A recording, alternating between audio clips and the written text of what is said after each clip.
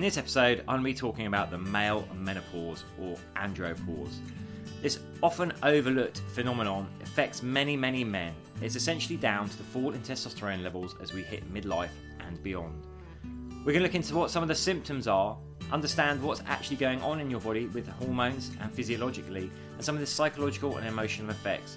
Most importantly, we're going to look, of course, at actionable steps you can take to transition into a healthy, happy midlife and work in harmony with your body.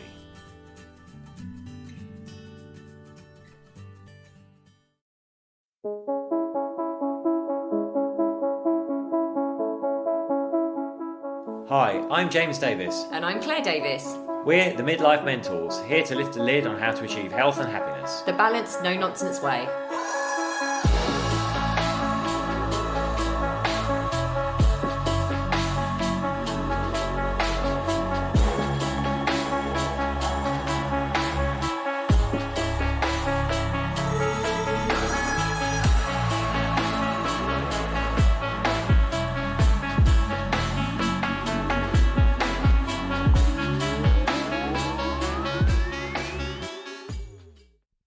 Hey listeners, James here. Welcome to another episode of the Midlife Mentors. And this week I am flying solo. Yes, Claire got amazing response from her menopause and peri-menopause podcast that she did, which had so many useful tips in it. If you haven't listened to that, please do go back and listen to it. So I thought I would actually dip into the male menopause this week, also known as the andropause, because it's growing in recognition, and we're starting to understand a bit more about it.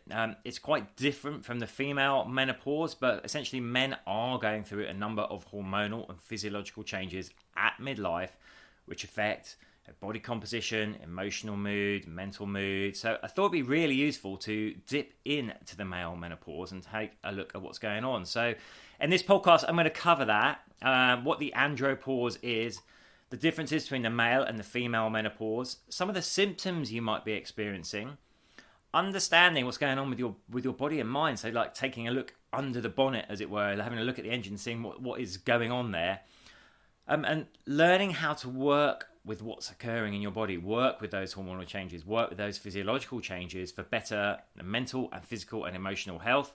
And of course, wrapping it up with some actionable hacks. So I've spent quite a bit of time researching this and looking into it, and it really is a fascinating subject. So first up, the andropause, also known as the male menopause. So important to say, not all men will experience all the symptoms of it. Some people may not notice it all, others may be really affected by it.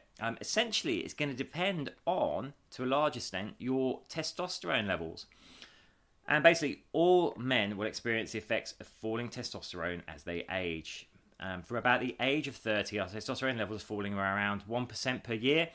So by the time we hit 50, our testosterone levels can be between 30 and 50% plus lower than they were in our early 20s. Now, obviously, testosterone is chiefly responsible for a lot of our male characteristics, muscle mass, strength, libido.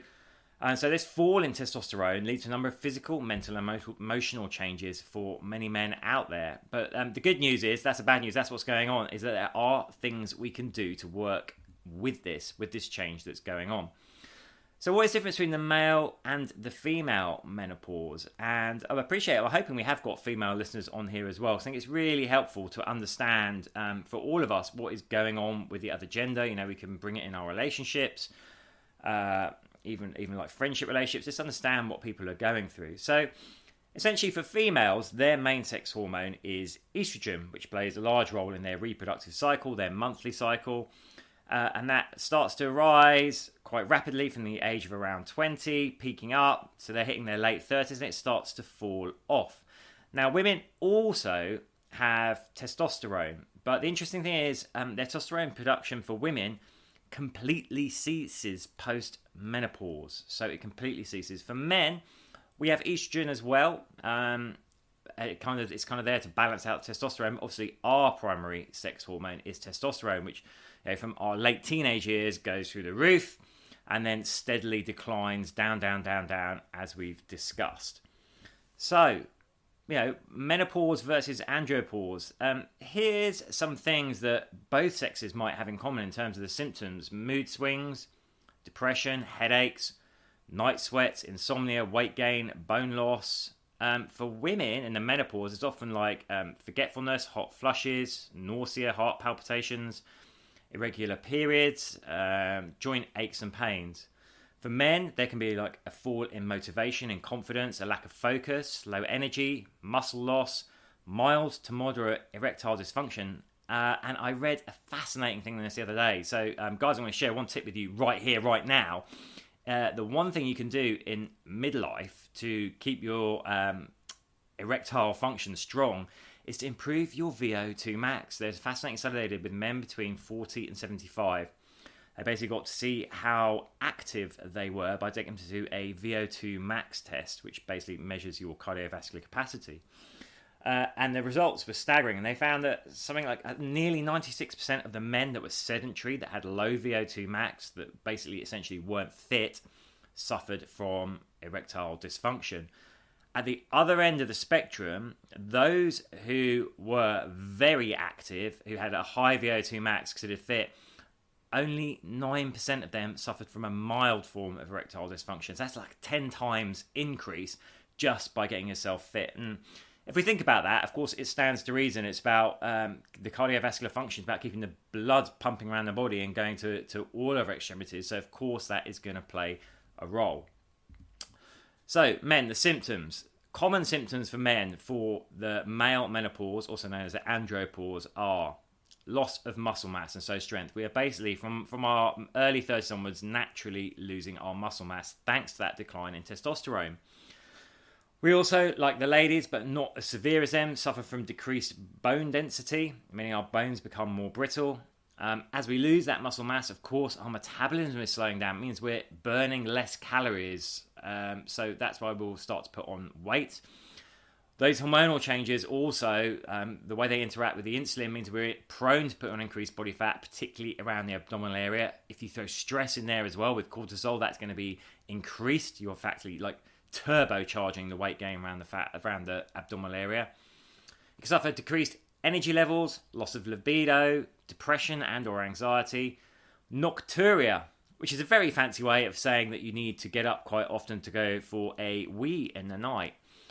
Insomnia or trouble sleeping, reducing head and body hair, decreasing motivation, decreasing confidence, brain fog, and all of this going on, of course, can increase stress in itself.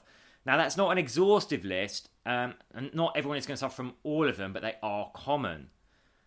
So why is this happening? What is going on in our bodies that is making all these symptoms present?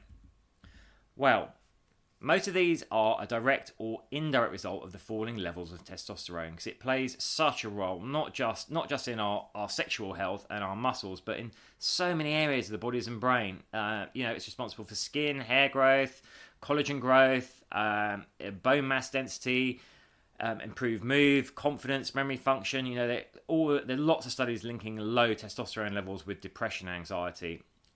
It's responsible for red blood cell production, and of course responsible for our sexual libido as well. So as that's declining, the muscle's breaking down, we're putting on weight, we're getting depressed, we're getting low moods, we're getting anxiety, brain fog, depression. Now that's just what's going on from a hormonal perspective.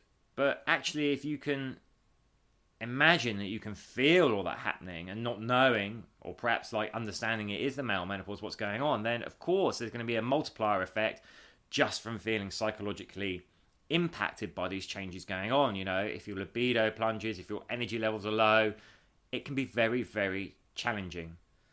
So that's what's going on. The question is, what can we do about it? Now, I have got some great news for you here. Of course, if you want to go down the medical route, it's really big in America and it's becoming bigger over here, which is testosterone replacement therapy. Like for quite a few decades now, we've had HRT for women. There's TRT now for men, which normally involves wearing a patch, which slowly releases testosterone into the system. However, we're not going to look at that at the moment. If that's something you want to consider, you should always go and speak to your doctor, your health professional, and ask them about TRT. What we are going to look at is natural ways that you can boost your testosterone levels and work in harmony with what's going on.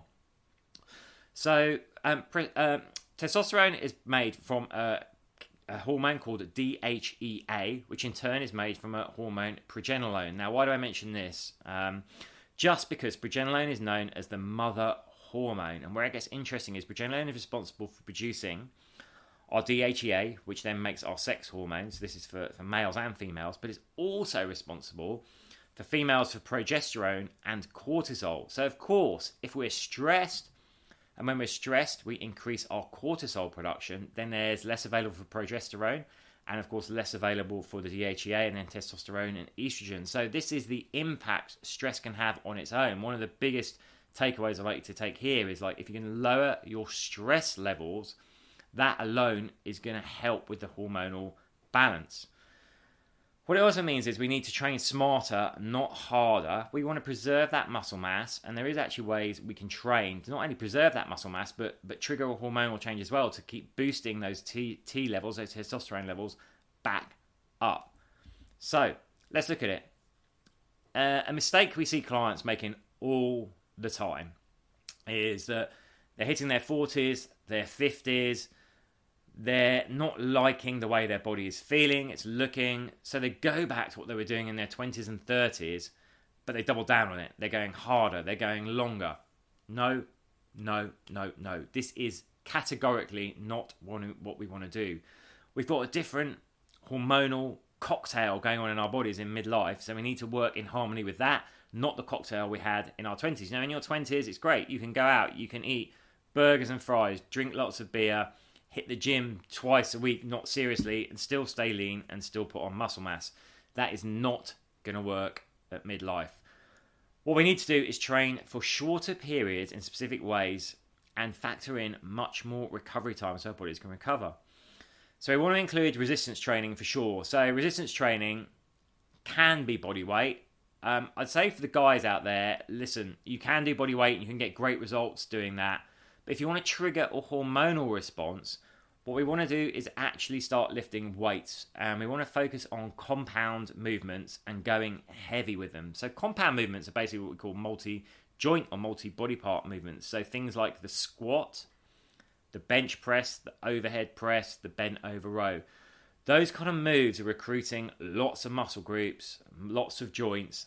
And there's a lot of research shows when we do those kinds of moves and we lift quite heavy, then we actually temporarily spike our testosterone and our human growth hormone levels back up again immediately post-workout. So of course, if you can start training consistently, like week after week, with multiple days a week doing this with your recovery factored in, you are going to keep pumping your testosterone and human growth hormone levels back up naturally. They're going to come up. You can't increase your baseline. What you can do is keep those levels higher by working out in this way. Big compound moves and lifting quite heavy. There's also research that shows that HIIT training in particular can inspire a similar type of response from a hormone perspective. And of course, the HIIT is great because it fits into your schedule. It's very short. It's 15 to 20 minutes. It's getting your heart rate up. It's getting that VO2 max through the roof. And remember why I want that, guys. That study, the VO2 max, means you have great libido. It boosts your metabolic rate, and it's just easy to fit in your day, right? This is how we work with our clients. We get them doing short 15, 20-minute HIIT sessions, and then 30 to 40-minute weight sessions. So it's easily doable. You can find time to do it, and this is essentially future-proofing your body and working in harmony with those hormonal changes that are going on.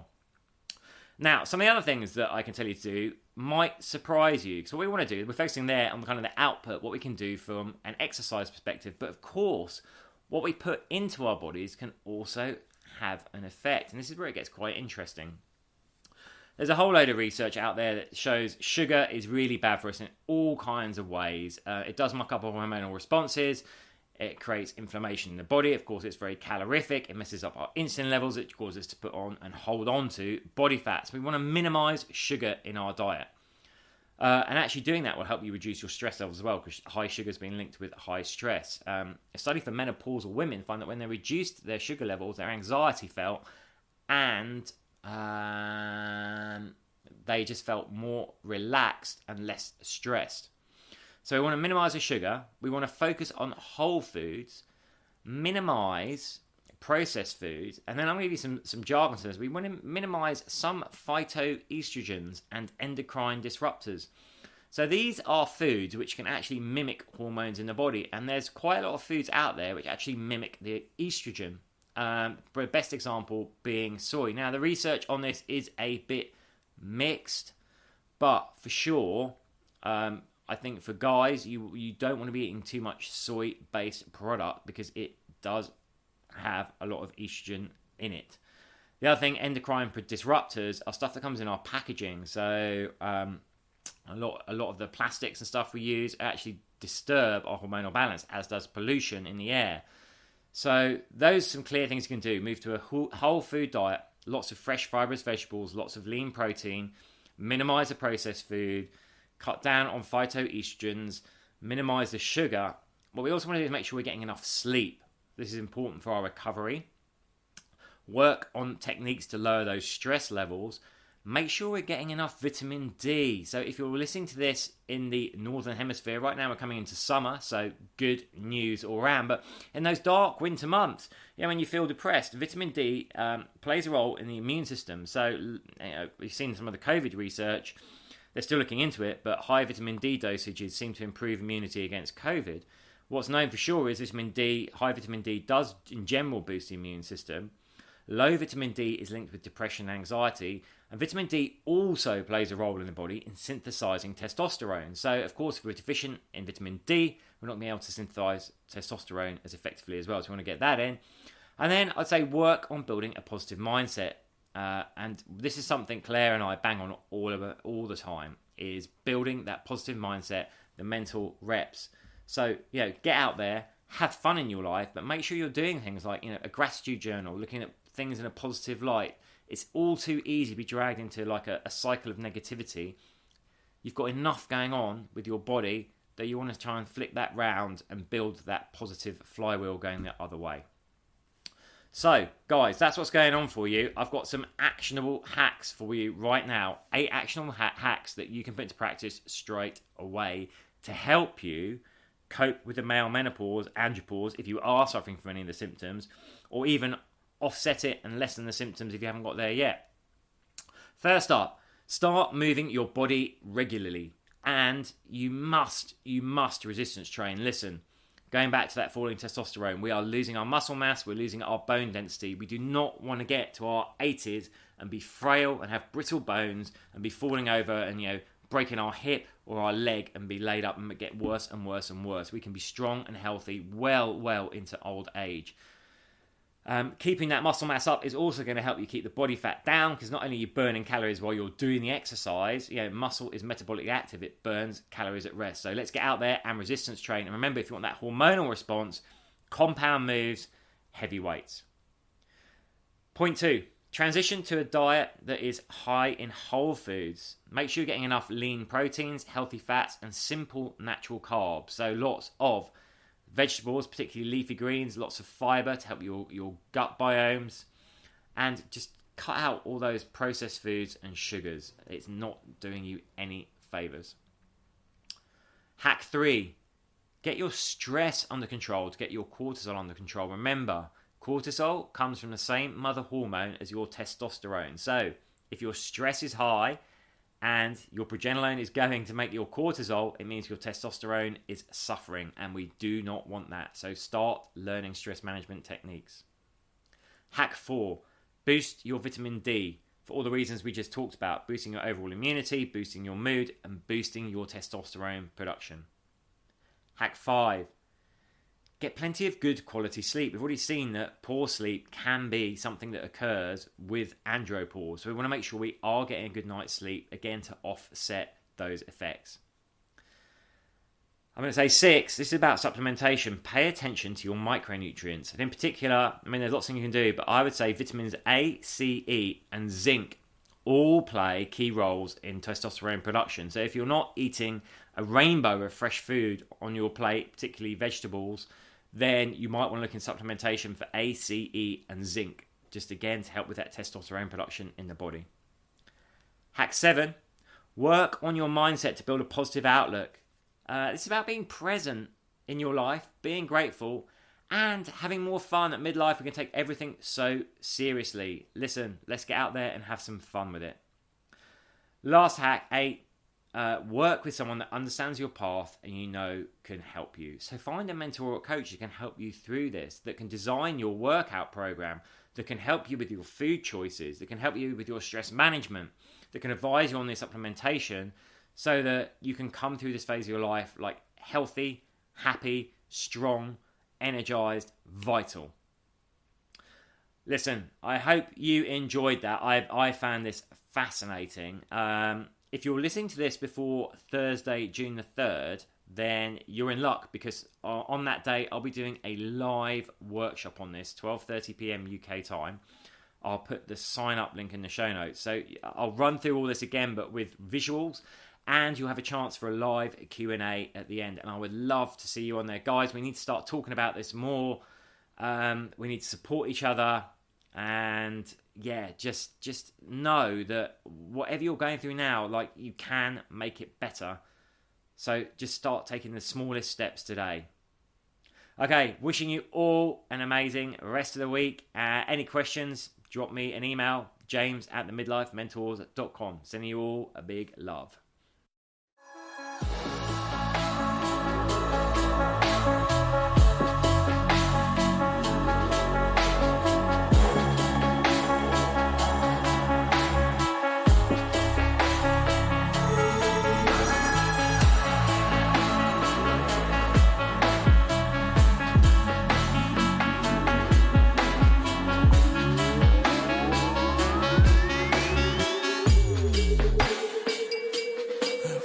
Yeah. You've been listening to the Midlife Mentors with Claire and James Davis. We'd love to hear from you, so drop us a line at info@themidlifementors.com with any questions or topic suggestions. And make sure you join us on our Facebook page and YouTube channel. You can find us under the Midlife Mentors. Yeah.